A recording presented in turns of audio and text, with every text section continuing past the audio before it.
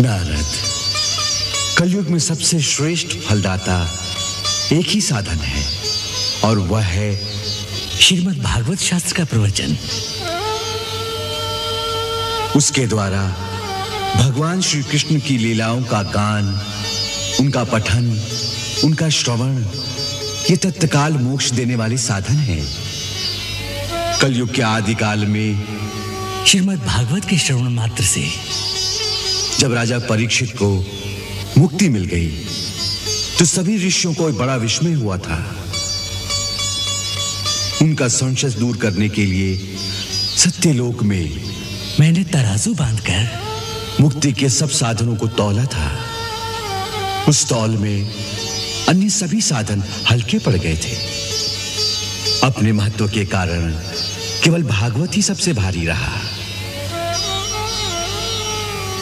जब मनुष्य के जन्म जन्मांतर का पुण्य उदय होता है तभी उसे इस भागवत शास्त्र के द्वारा श्री कृष्ण भगवान की लीला अमृत पान करने को मिलता है।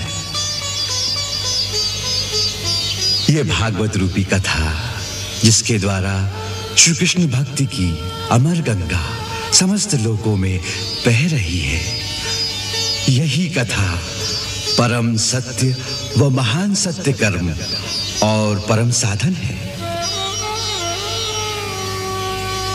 वत्स, तुम इस समय हिमालय के मध्य में स्थित बद्रिका आश्रम की ओर प्रस्थान करो। वहां प्रभु के शब्द विग्रह ओंकार का ध्यान करने से तुम्हें उनके दर्शन होंगे, जो उस महान साधन का अनुष्ठान करेंगे जिससे भक्ति और उसके दोनों पुत्रों ज्ञान और वैराग्य को परम सुख मिलेगा, परम आनंद मिलेगा। जो आज्ञा प्रभु।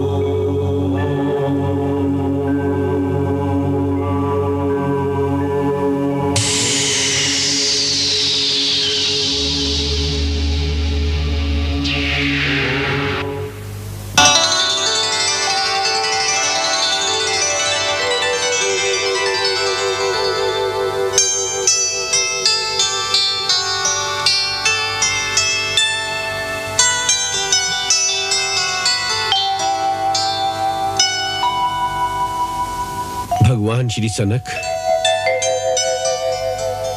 सनंदन,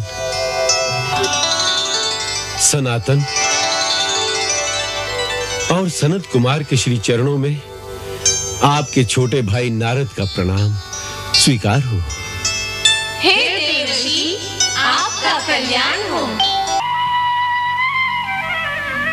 हम आपकी कठोर तपस्या से प्रसन्न हुए। कहो, क्या इच्छा है? प्रभु, सबसे पहले मुझे यह आशीर्वाद दीजिए कि हरि चरणों में मेरी भक्ति अचल रहे। हे नारद, आप तो स्वयं मूर्तिमान भक्ति ही हो। केवल आपका नाम लेने से ही प्राणी मात्र के मन में भक्ति जागृत हो जाती है। और यूं भी आप पर प्रभु की विशेष कृपा है। सो आपके हृदय में भक्ति का दीप सदा जागृत रहेगा और आप उसका प्रकाश तीनों लोकों में फैलाते रहोगे। और कोई इच्छा हो तो कहो। ऐसी घोर तपस्या द्वारा आपने हमें यहाँ किस लिए बुलाया है? प्रभु, यदि आप मुझ पर प्रसन्न हो तो एक छोटी सी याचना लेकर आया हूँ। कहो। प्रभु, हम पांचों के पिता श्री ब्रह्मा जी ने मुझे बताया है कि श्रीमद् भागवत की कथा मुझे आपके मुखारविंद से ही प्राप्त होगी। इसलिए यदि आप मुझे उसका अधिकारी समझें तो कृपया उस पतित पावनी कथा का दान मुझे दें।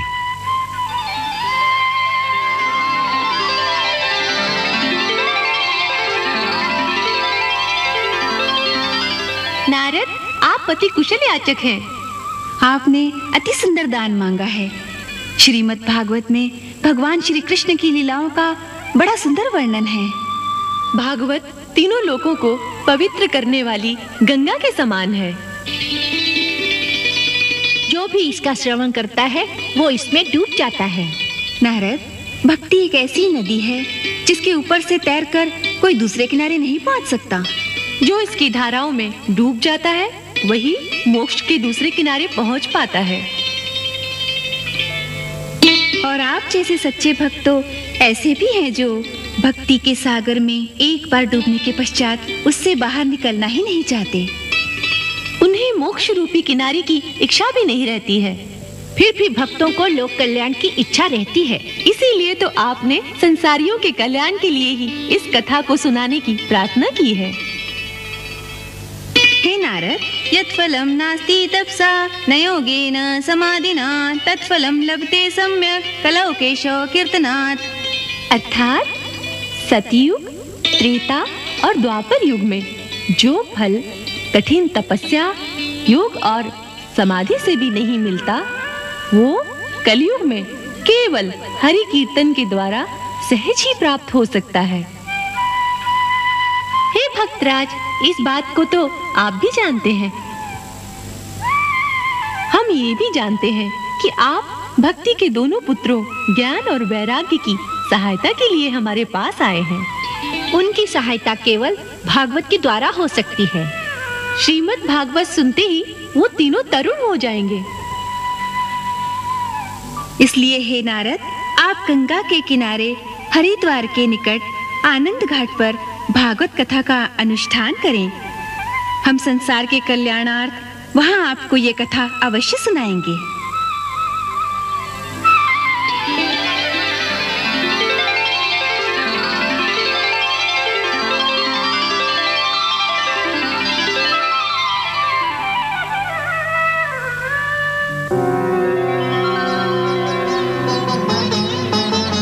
कृष्ण हरे श्री कृष्ण हरे, कृष्ण हरे श्री कृष्ण हरे।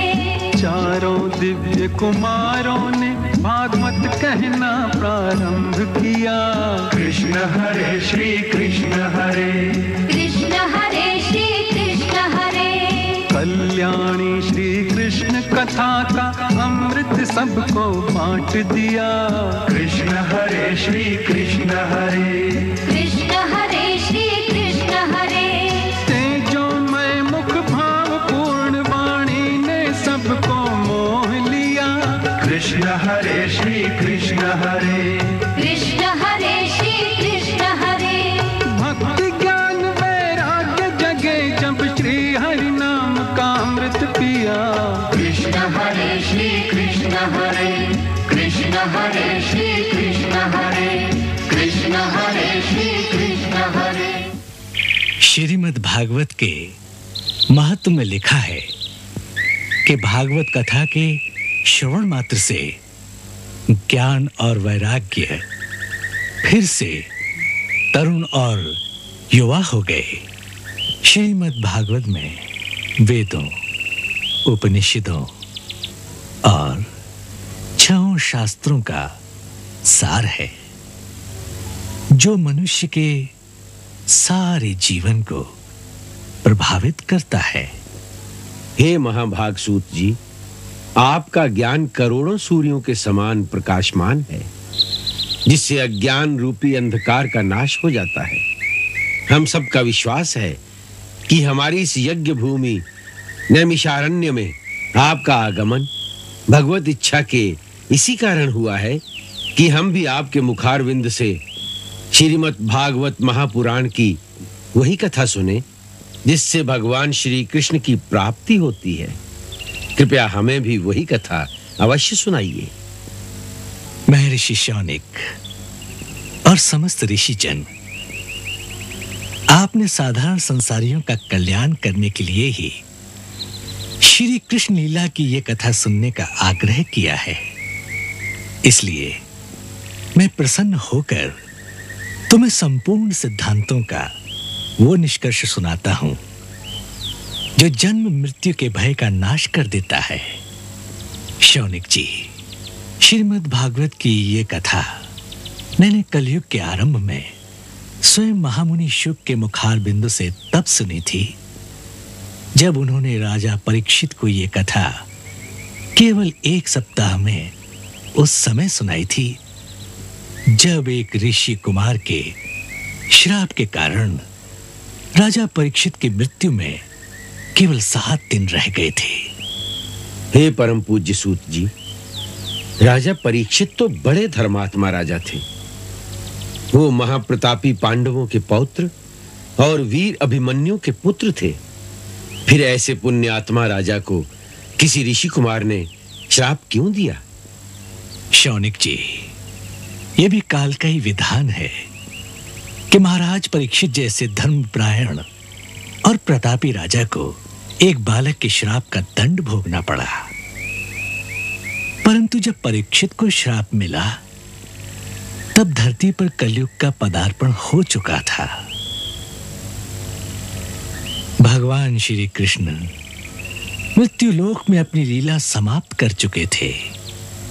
उनके बाद पांडव भी संसार से विरक्त होकर अपने पौत्र परीक्षित को राज्य सौंपकर स्वयं हिमालय को चले गए थे और कलयुग चुपचाप एक चोर की भांति मृत्युलोक में प्रवेश कर चुका था। एक दिन शिकार खेलते खेलते महाराज परीक्षित जंगल में गए।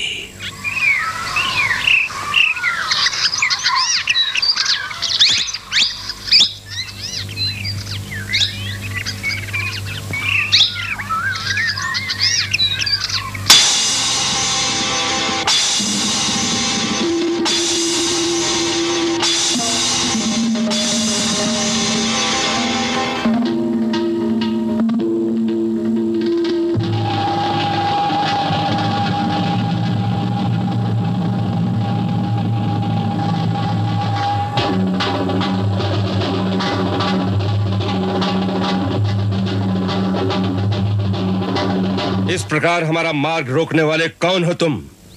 महाराज परीक्षित, मैं कलयुग हूं और काल की आज्ञा से इस धरती पर अवतीर्ण हुआ हूं। अब मैं आपके राज्य में प्रवेश करने वाला हूं। तुम्हारी ये धृष्टता, तुम्हारा ये साहस कि तुम पांडव वंशी परीक्षित के होते इस धरती पर उतरना चाहते हो, इस सृष्टि से धर्म का नाश करना चाहते हो।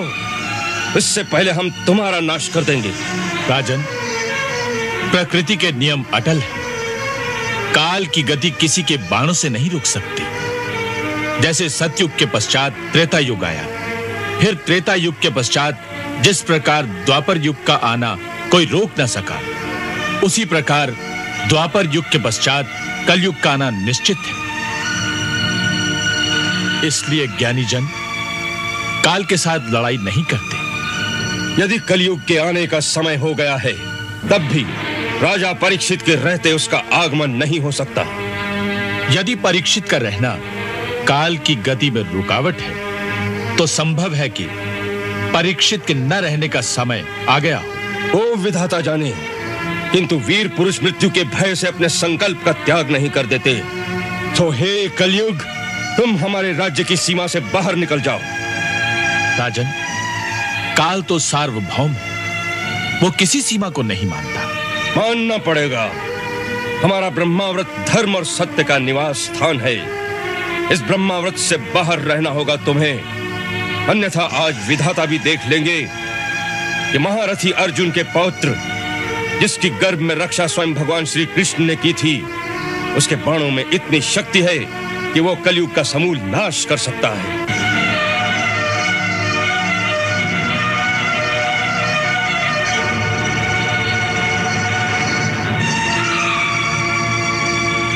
राजन, आपका वचन भी रह जाए और प्रकृति का नियम भी न टूटे, इसलिए मैं आपके जीवन काल तक अपने आप को कुछ सीमाओं में बांधना स्वीकार करता हूं। राजन, मैं आपकी शरण में आया हूं और शरण में आए हुए को स्थान देना आपका धर्म है। इसलिए मुझे वो स्थान बताइए जहां मैं रह सकूं। तुमने पांडववंशी राजा से शरण मांगी है, हम तुम्हें रहने का स्थान अवश्य देंगे, परंतु तुम अधर्म के सहायक हो, इसलिए हम तुम्हें केवल 4 स्थानों में रहने की अनुमति देते हैं। जहां जुआ खेला जाता हो, जहां मद्यपान होता हो, जहां परस्त्री संग हो और जहां हिंसा होती हो। उन स्थानों में क्रमशः असत्य, मद, काम और निर्दयता, ये 4 अधर्म निवास करते हैं, सो तुम वहीं रहो। प्रभु, ये चारों स्थान सीमित हैं, मुझे कोई और स्थान भी प्रदान करें।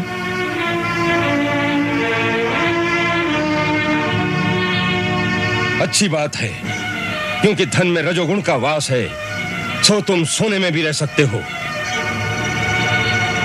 जो आज्ञा प्रभु।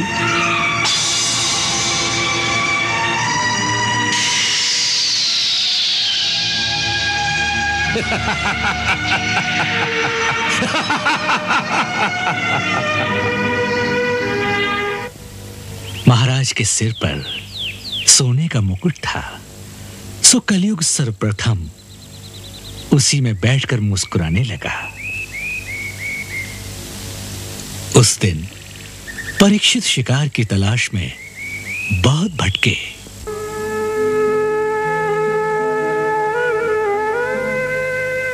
भूख और प्यास के मारे उनका बुरा हाल था। सांझ के समय थके हारे वो शमीक ऋषि के आश्रम में पहुंचे।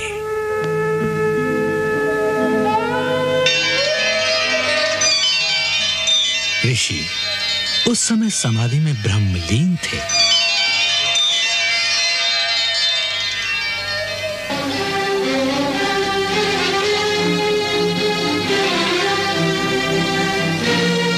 हमें प्यास लगी है, हमें पानी चाहिए।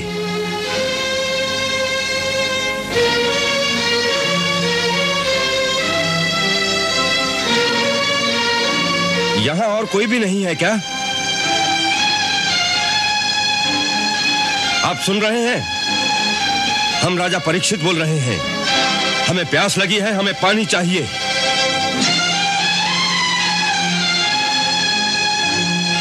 आपको सुनाई नहीं देता क्या?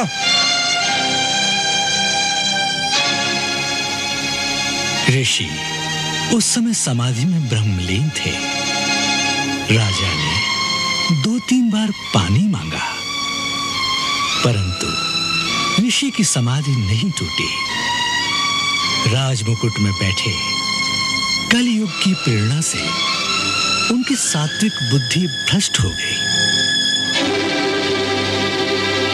ये कोई पाखंडी है, झूठ मूठ की समाधि का ढोंग रचाकर अपना प्रभाव डालना चाहता है। राजा का स्वागत नहीं, आसन नहीं, जल तक नहीं पूछा। इसी समय इस दुष्ट का वध कर देना चाहिए।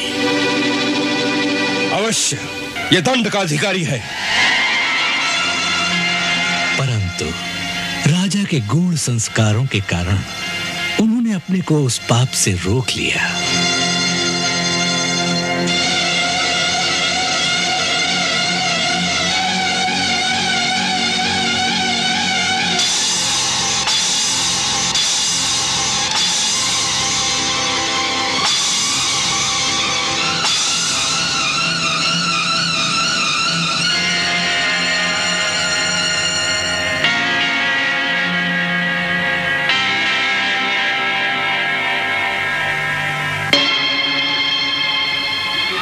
क्रोधवश उन्होंने एक मरा हुआ सांप महर्षि शमीक के गले में डाल दिया।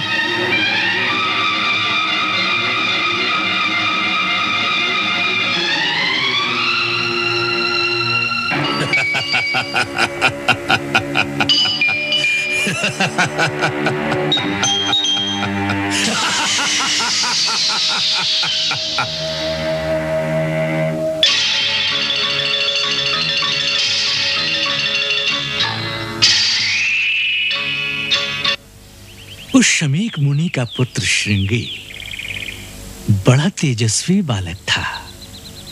वो उस समय नदी में नहा रहा था।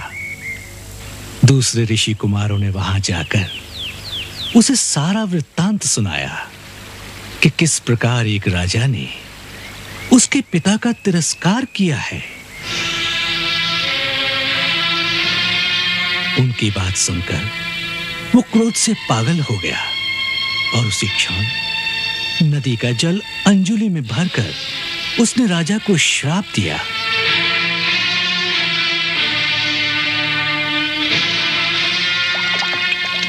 जिस अभिमानी और मूर्ख राजा ने मेरे महान पिता का ऐसा घोर अपमान किया है, वही महापापी आज से 7वें दिन तक्षक नाग के काटने से उसकी प्रचंड विषाग्नि में जलकर भस्म हो जाएगा।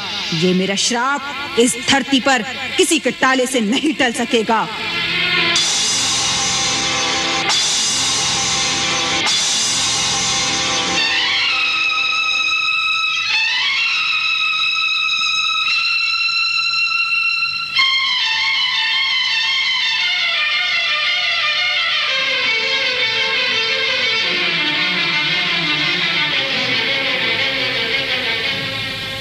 ये विनोद मेरे साथ किसने किया? गुरुदेव, कोई राजा आया था। कोई राजा? हाँ, किसी घमंडी, क्रूर और महापापी राजा ने ये दुष्कर्म किया है, परंतु वो इसका दंड अवश्य भोगेगा। मैंने उसे भयंकर श्राप दिया है। श्राप? हाँ पिताश्री, आपका जो अपमान करेगा वो उस पाप का दंड अवश्य पाएगा। तक्षक नाग के विष में जो भयंकर ज्वाला होती है, आज से 7वें दिन उसी ज्वाला की लपटों में वो पापी भस्म हो जाएगा। तुम जानते हो वो कौन था? नहीं। बिना जाने ही दंड दे दिया?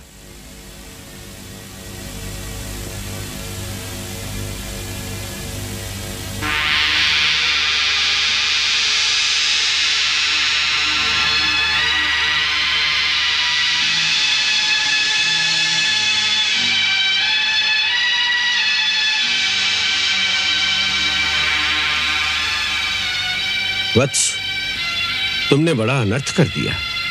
एक बड़े ही यशस्वी धर्म धुरंधर सम्राट को एक छोटी सी भूल के लिए इतना भयानक श्राप दे दिया है। वो परम भक्त, गौ और ब्राह्मणों की रक्षा करने वाले, अपनी प्रजा को संतान की भांति पालने वाले ऐसे राजऋषि हैं जिनका सम्मान देवता भी करते हैं। मूर्ख बालक, ऐसे राजा के न रहने पर जो संसार में अनाचार फैलेगा, वैदिक आर्य धर्म का लोप हो जाएगा, लोग वर्ण संकर हो जाएंगे। इस पाप में तुम्हारा भी भाग गिना जाएगा। राजा के रूप में भगवान ही पृथ्वी की रक्षा करते हैं। बिना राजा के आरक्षित राज्य को चोर और लुटेरे नष्ट कर देते हैं। तुमने ये सब सोचे बिना श्राप देकर यह सिद्ध कर दिया है कि कच्ची बुद्धि वाले को अधिक शक्ति नहीं देनी चाहिए। तपस्या से शक्ति अवश्य मिलती है, परंतु जो भगवान के भक्त होते हैं वो इस शक्ति का प्रयोग अपना बदला लेने के लिए कभी नहीं करते। भक्त अपने अपमान, आक्षेप अथवा मारपीट का बदला भी नहीं लेते। तुमने तो एक निर्दोष राजा पर प्रहार किया है, जिसकी बुद्धि कुछ समय के लिए कलिकाल ने हर ली थी। तुमने ये घोर अनर्थ किया है।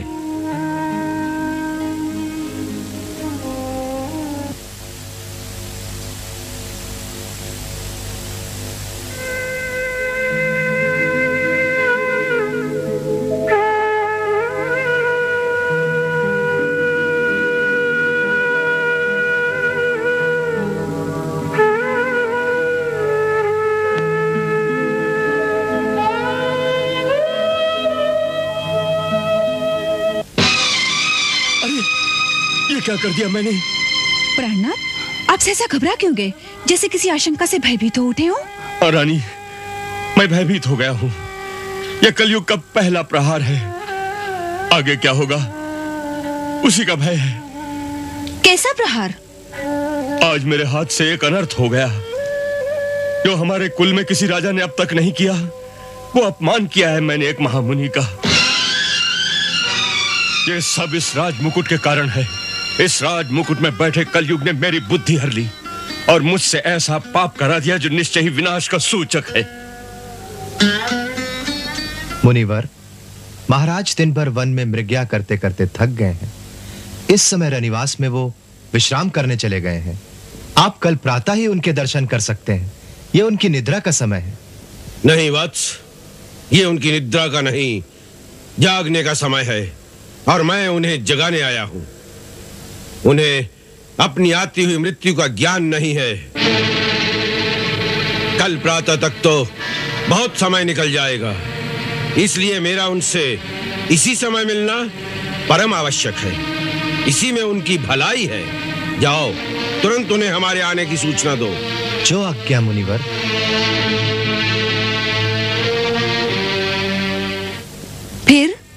फिर क्या? ये सोने का बोझ सिर से उतरा है तो पवित्र बुद्धि जागी है। मैं इसके लिए कड़े दंड का अधिकारी हूँ। यदि आप उनके पास जाके क्षमा मांग लें तो वो आपको अवश्य क्षमा कर देंगे। वो क्षमा करें या न करें, मेरा एक अपराधी की भांति उनके श्री चरणों में जाना आवश्यक है। मैं प्रातः ही जाऊंगा। महाराज की जय हो। क्या है? द्वार पे महामुनि शमिक महाराज के दर्शन की प्रतीक्षा कर रहे हैं। स्वयं महामुनि शमिक? जी महाराज।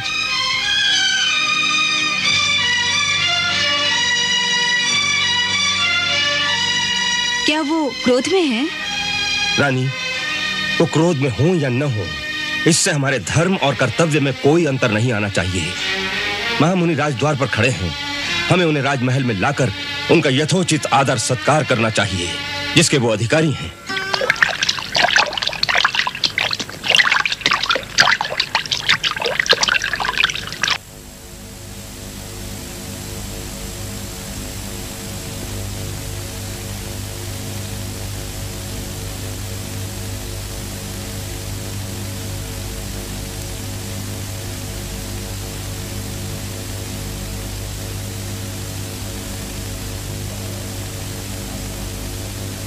महाराज, आपके आगमन से राजमहल पवित्र हो गया।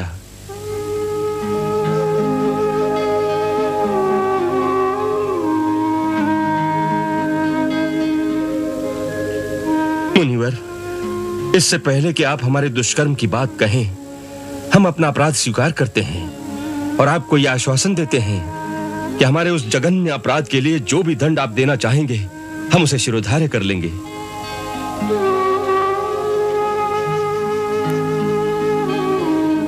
राजन, तुम सचमुच में एक महात्मा हो। हम अपनी दिव्य दृष्टि से देख चुके हैं। जो कुछ भी हुआ वो तुम्हारे राजमुकुट में बैठे हुए कलयुग के प्रभाव के